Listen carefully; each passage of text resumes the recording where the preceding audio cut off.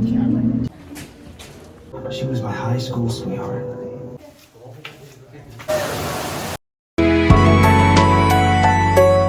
Morning, तो ये है सैटरडे मॉर्निंग और हम जा रहे हैं एक रोड ट्रिप पे। तो ये रोड ट्रिप कुछ ऐसे प्लान हुआ कि अभी एक दिन पहले मेरा बर्थडे गया, तो उस दिन वीकडे था, ऑफिस था, तो हम जा नहीं सकते थे कहीं। तो फिर ये फॉलोइंग वीकेंड है जब हम लोग प्लान किए इस जगह पे जाने का।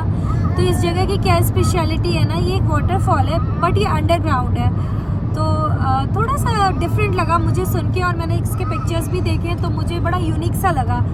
और ये अभी हमें 2 घंटे और लगेंगे उस जगह पे पहुंचने में। तो हम ऑलरेडी स्टार्ट कर चुके हैं, we have already completed almost 10-15 minutes back we have started. तो चलो मैं चल के दिखाती हूँ क्या है वहाँ पर। अगर मैं बाहर का मौसम दिखाऊँ तो इतनी अच्छी ग्रीनरी है चारों तरफ, और बारिश भी हो रही है। अटलांटा में तो आज और कल 2 दिन फुल बारिश है, और अभी हम जहाँ जा रहे हैं शायद वहाँ पे भी बारिश होने वाली है। But anyways it's an underground, तो बारिश हो या कुछ भी हो हमें उससे ज़्यादा कुछ फर्क पड़ना नहीं है। अच्छा चलो throw, Evan ball catch, throw करो, थ्रो थ्रो, इवान थ्रो करो। अभी मैं इवान के साथ यहाँ पर खेल रही हूँ। तो अलग अलग टॉयज़ लेकर आते हैं ताकि ये इंगेज रहे रास्ते में और रोए ना। तो अभी हम बॉल से थ्रो खेल रहे हैं हम दोनों। थ्रो करो इवान, थ्रो। आजकल ना ये थोड़ा कैमरा कॉन्शियस हो गया है, कैमरा ऑन होते ना वैसे बिहेव नहीं करेगा जैसे पहले बिहेव कर रहा था, थोड़ा अटेंटिव हो जाता है ना। थ्रो करो Evan, throw throw, good boy. फिर से थ्रो। ऐसा नहीं है कि यूएस में ट्रैफिक जाम नहीं होती है, नेवर एंडिंग ट्रैफिक जाम है। शायद अब तक का सबसे पहला इतना लंबा ट्रैफिक जाम हमने देखा है ना गौतम? वहाँ पे एक्सीडेंट हुआ था आगे में। हाँ, यहाँ पहुँचे हैं और यहाँ पे भी बारिश हो रही है, फॉगी सा वेदर हो रहा है। वो पीछे ऐसा लग रहा है ना पहाड़ों से धुआं उठ रहा है। ऐसे वेदर में अगर कहीं बाहर आओ, ट्रिप पे आओ तो अच्छा लगता है ना गौतम? हाँ, अगर सनी होता ना तो उतना ज़्यादा आधी एनर्जी तो ऐसे धूप में चली जाती। सही में। Wow, this is awesome. बिल्कुल लग रहा है ऐसा कि हम अभी हिल स्टेशन पे बेसिकली आ गए हैं। अब हम पहुंचने वाले हैं जहाँ पे हमें आना था। तो इस जगह का नाम है रूबी फॉल्स। तो ये एक वाटरफॉल है which is the tallest underground waterfall I would say. मतलब ये वाटरफॉल बिल्कुल अंडरग्राउंड है और इसकी जो ऊंचाई है 145 फीट है, और जो सरफेस होता है ना, आई थिंक लुकआउट माउंटेन है जहाँ पे ये वाटरफॉल है। तो उस लुकआउट माउंटेन से ये 1150 फीट डाउन है। मतलब सोच लो कितना ज़्यादा डेप्थ है इसमें। एंड अगेन बहुत ही खूबसूरत वहाँ पे ना गाइडेड टूर होता है, मतलब गाइड होगा जो उसके हिस्ट्री के बारे में बताएगा। और मैंने कहीं पढ़ा था ये चीज़ भी कि ये इसका नाम रूबी फॉल्स इसलिए रखा गया था कि जो एक बंदा जो एक्सप्लोरर था जिसने एक्सप्लोर किया था इस फॉल्स को ना, उसकी वाइफ का नाम रूबी था, तो उसके नाम पे इसका नाम रूबी फॉल्स रख दिया। तो अभी हम ऑलरेडी एंटर कर चुके हैं। ये हमारे स्टेट में नहीं है, जॉर्जिया में नहीं है, ये हमारा एक नेबरिंग स्टेट है जिसका नाम है टेनेसी। तो ये टेनेसी में है एंड वी ऑलमोस्ट माउंटेन से फॉग ऐसे निकल रहे हैं, इतना प्यारा सा मतलब मौसम हो रहा है ना। तो ये ना हम दोनों को रिमाइंड कर रहा है, इवान तब नहीं था तो हम बैंगलोर में काफ़ी ट्रैवल करते थे बैंगलोर के नियर बाई स्टेट में। जैसे एक बार हम वायनाड गए थे, तो वायनाड जब गए थे ना तो जो वेदर था ना वो बिल्कुल ऐसा ही था, मतलब इसी टाइप से फॉगी। और मोस्टली हाईवे तो हर जगह की एक जैसी होती है, और वो भी हमारा वहाँ पे भी हम कार से गए थे तो हमारा रोड ट्रिप था। तो this trip is reminding us of that trip. तो बहुत ही अच्छा लग रहा है। अभी वहाँ पे पहुँच के देखते हैं कि कैसा है वेदर। तो समझ में आ रहा है कि वहाँ पे भी ऐसा ही क्लाउडी एंड रेनी होगा, बट चूँकि वो अंडरग्राउंड है तो देखते हैं कहाँ तक अंडरग्राउंड है। हमें कितना ऑलमोस्ट 1 माइल तो हमें ट्रैवल करना पड़ेगा। और इवान ने अपना बॉल आगे फेंक दिया है। गौतम बॉल आगे फेंक दिया, दिखा क्या तुम्हें बगल वाली सीट पे? When Dada turns into Alexa while traveling, Alexa, can you make a sound of duck, please? Quack quack, quack quack. Alexa, can you make the sound of a baby crying, please?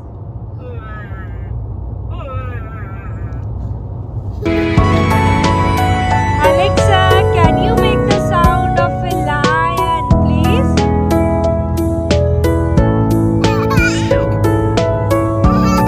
Alexa.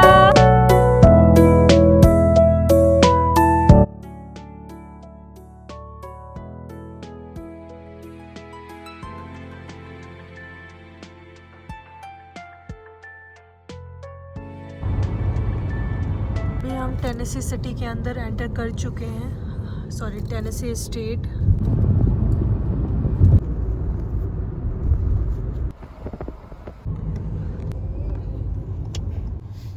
Parking. तो अब हम यहाँ पहुँच चुके हैं और हम parking ढूंढ रहे हैं। ये lookout mountain, welcome to Ruby Falls. यहाँ पे पार्किंग फ्री है। यहाँ से हम एंटर कर रहे हैं और ये हमारे सामने है रूबी फॉल कैसल। और ये कैसल का कंस्ट्रक्शन 1929 में हुआ था और इस कैसल के अंदर में बहुत सारी चीज़ें हैं, just like a gift shop and cafe भी है।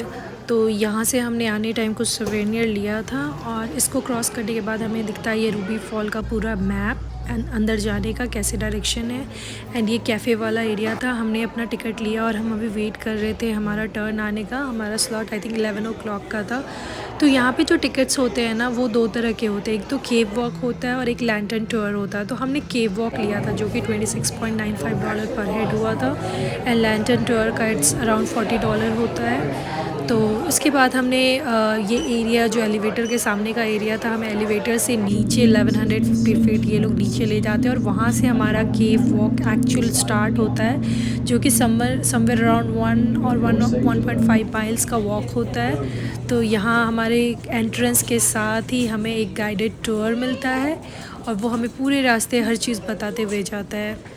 अभी हमारे गाइड जो हैं हमें एक डॉक्यूमेंट्री दिखाने को ले जा रहे हैं। वहाँ उस डॉक्यूमेंट्री में बताया गया है कि कैसे इस गुफ़ा की खोज की गई थी। लियो लैम्बर्ट नाम का एक बंदा था जिसने इस गुफ़ा को खोजा था और ये जो डॉक्यूमेंट्री स्क्रीन पे चल रही है इसमें पूरा वही एक्सप्लेन किया जा रहा है, कैसे वो किसी और गुफ़ा को ढूंढने जा रहा था और तभी उसने इसको एक्सप्लोर किया और फिर उसके बाद उसने इसका नाम अपनी वाइफ के नाम पे, जैसे मैंने बताया रूबी नाम था उसकी वाइफ का, उसके नाम पे इसने नाम रखा रूबी फॉल्स।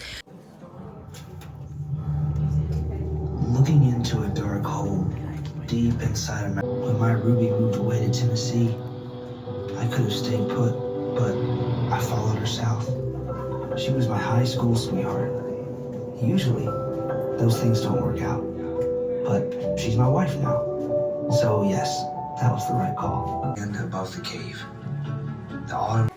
यहाँ से हमारा केव वॉक शुरू होता है। तो यहाँ पे सारे उम्र के बच्चे थे, बड़े थे। तो मुझे ना शुरू में थोड़ी एंजाइटी हो रही थी कि पता नहीं नीचे जाएंगे ऑक्सीजन का लेवल क्या होगा। तो फॉरगेट अबाउट ऑक्सीजन, यहाँ पे तो टेम्परेचर जो होता है ना वो भी मेंटेन करके रखा है इन लोगों ने। जैसे 60 डिग्री फ़ारेनहाइट यहाँ का टेम्परेचर रहता है, चाहे बाहर गर्मी हो सर्दी हो कोई फ़र्क नहीं पड़ता है। वॉक जो था वो भी बहुत ही कंफर्टेबल था। ये चट्टान दिख ज़रूर रहे थे कि बहुत ही सिर के पास हैं, बट ये काफ़ी ऊँचे थे। एटलीस्ट हमारे सिर में तो नहीं लग रहा था बिल्कुल।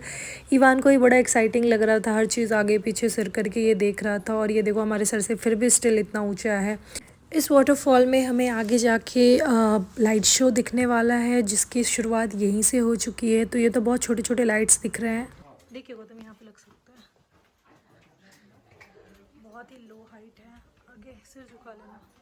शायद काफ़ी लोग ये बात नहीं जानते हैं कि ये जो केव है एक बहुत ही बड़े जूलॉजिकल नेटवर्क का हिस्सा है, जो कि शायद 20 करोड़ साल पहले बना था और वो भूकंप हो गया या फिर किसी अलग तरह का जो होता है ना सॉइल इरोजन और इन सब चीज़ों से बना है। तो यहाँ पे जो झरना है उसका भी जो पानी है कहाँ से आता है किसी को पता नहीं है। कुछ लोग कहते हैं कि ये कोई बारिश का पानी कहीं इकट्ठा होता है वहाँ से आता है ये पानी, तो कुछ लोग का ऐसा कहना है कि किसी नदी का सोर्स है, बट एग्जैक्ट रीज़न किसी को नहीं पता है इसका। ये 1.5 माइल्स का वॉक है, तो मेक श्योर कि एक शूज़ जो हो हमारा वो काफ़ी कंफर्टेबल हो, क्योंकि चलना तो पड़ता ही है। और यहाँ पे ऊपर में अलग अलग स्ट्रक्चर्स दिख रहे हैं हमें, और हर जगह पे अगर जो ये स्ट्रक्चर फॉर्म हुआ है ना, जो ये संरचना हुई है, इसका ना नाम दे रखा है। कहीं पे कुछ नाम है अलग अलग चीज़ों के नाम पे, जैसे मैं दिखाऊंगी आगे। एलिफेंट के शेप में एक स्ट्रक्चर दिखेगा, अगर मैं हिस्ट्री की बात करूं तो इस गुफ़ा का सिविल वॉर सभी को पता है। जैसे अमेरिका में एक बहुत बड़ा सिविल वॉर हुआ था। सिविल वॉर के टाइम में जो सोल्जर्स होते थे वो छुपने के लिए भी यूज़ करते थे इस केव का। यहाँ पे देखो कैसे ब्लू लाइट से हमारे पैरेलल में नीचे, और ये भी यहाँ पे भी पानी क्रॉस कर रहा है और इसका नाम है हॉल ऑफ ड्रीम्स। तो वैसे ही अलग अलग डिफरेंट नेम्स दिख रहे हैं हमें आगे बढ़ने पे। और जो हमारे साथ गाइड है वो भी हमें एक्सप्लेन कर रहा है इंग्लिश में, माइक ले रखा है उसने। वो भी जो पीछे बैकग्राउंड में आवाज़ आ रही है उसी की आवाज़ है। हर चीज़ के बारे में बता रहा है, ये क्या है, ये कैसे बना, क्या हुआ नहीं हुआ, हर चीज़ सारा एक्सप्लेन कर रहा है वो भी साथ साथ में हमें। And rate of water flow with mineral content influencing their color. White from calcium carbonate.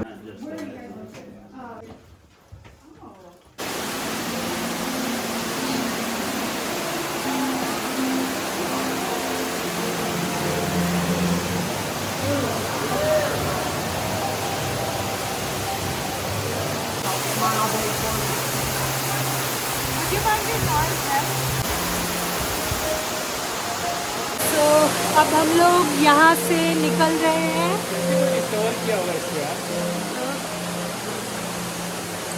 यहाँ रूबी फॉल्स के अंदर जो नेचुरल फॉर्मेशन हुए हैं उसके बारे में बता रखा है इस बोर्ड पे। तो ये सारे देखो पिक्चर्स कितने अजीब लग रहे हैं मतलब, और ये खुद नेचुरली फॉर्म हुए हैं।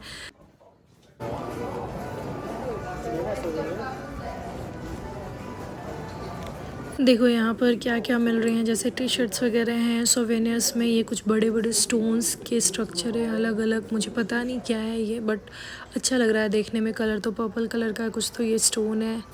हमने यहाँ से 2 चीज़ें ली, एक तो फ्रिज मैग्नेट लिया और एक मेरे लिए मैंने ईयररिंग्स लिया था। तो रूबी के स्टोन का ईयररिंग्स था तो भी काफ़ी खूबसूरत सा था, और फ्रिज मैग्नेट हमने इसमें से ये डाउन वाला लिया।